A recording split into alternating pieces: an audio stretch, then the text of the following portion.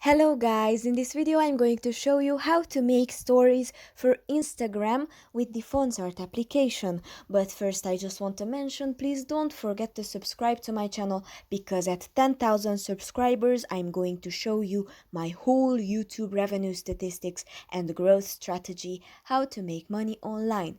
So let's jump into it. Let's open the Fontsart application. Let's skip this for now. And on the bottom in the menu bar, you go to Stories. You can choose from here a template. There is a lot of templates. We go with this one. Then select a photo from your gallery.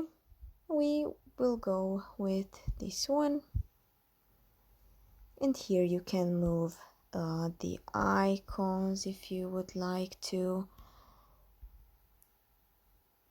You can move the text, you can change the text if you tap on them, you can change the color of your text, you can change the size of your text.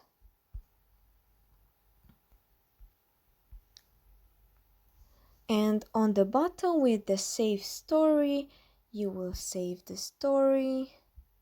And that's pretty much for this video. I hope it was helpful for you. If it was, please consider subscribing and see you in the next one.